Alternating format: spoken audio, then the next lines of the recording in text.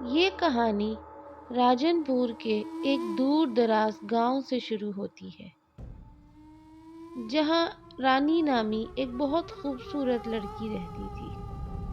رانی کے گھر میں ایک بہت بڑا اور پرانا بیری کا درخت تھا۔ گاؤں کے تمام لوگ یہ سمجھتے تھے کہ رانی پر کوئی جن عاشق ہے، اس لیے لوگ اس سے دور رہتے تھے۔ گاؤں کا ایک نوجوان لڑکا راجو رانی کا بہت اچھا دوست تھا۔ رانی اس سے محبت کرتی تھی، لیکن راجو اکثر خوف زدہ رہتا اور کہتا، رانی، کہیں تمہارا عاشق جن میرا دشمن نہ بن جائے۔ رانی ہنستے ہوئے بات ٹال دیتی۔ کچھ دنوں سے راجو غائب تھا، نہ کوئی اس کا اتا تھا نہ پتہ۔ رانی بہت بے چین تھی۔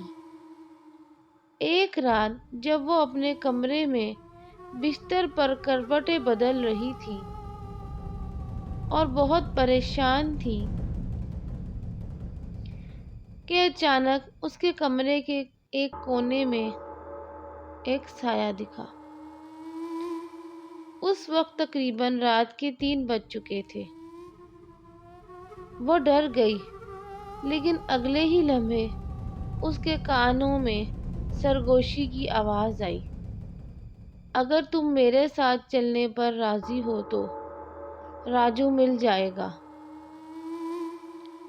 رانی پہلے تو گھبرا گئی، لیکن محبت کے ہاتھوں مجبور ہو کر اس نے جانے کی حامی بھر لی۔ اس نے سائے سے کہا، میں تمہاری شرط مانتی ہوں۔ اپنی محبت کے لیے میں ہر خطرہ مول لے سکتی ہوں۔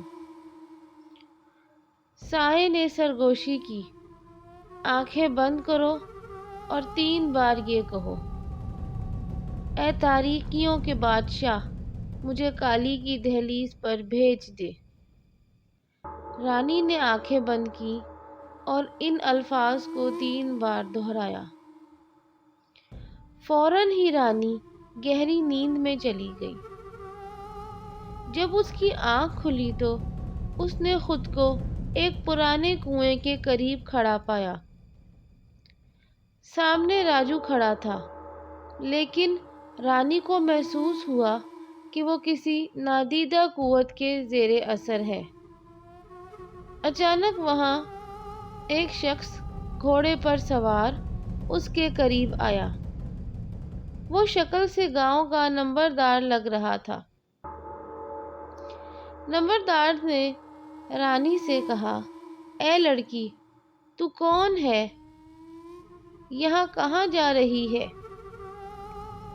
رانی کچھ بولتی اس سے پہلے ہی اس کے ہونٹ خود بخود حرکت کرنے لگے اور ایک مردانہ آواز اس کے حلق سے نکلی، نمبردار، میرے راستے سے ہٹ جاؤ، ورنہ تمہاری موت تو طے ہے۔ نمبردار کو غصہ آیا۔ اس نے رانی کے منہ پر تھپڑ مار دیا۔ اگلے ہی لمحے رانی کے دونوں ہاتھ خود بخود اتنے لمبے ہو گئے کہ نمبردار کا گلا دبوچ لیا۔ رانی کے منہ سے خون خوار آوازیں آ رہی تھیں۔ اس نے اس وقت تک نمبردار کی گردن نہیں چھوڑی جب تک وہ مر نہ گیا۔ اگلے دن گاؤں والوں کو نمبردار کی لاش کنویں کے قریب ملی، لیکن رانی اپنے کمرے میں پرسکون سو رہی تھی۔ اس دن کے بعد سے کسی کو راجو کے بارے میں کچھ پتہ نہیں چلا کہ وہ کہاں غائب ہو گیا۔ اس طرح کی مزیدار اور انٹرسٹنگ اور بھی کہانیاں دیکھنے کے لیے شیئر، سبسکرائب اور لائک ضرور کریں۔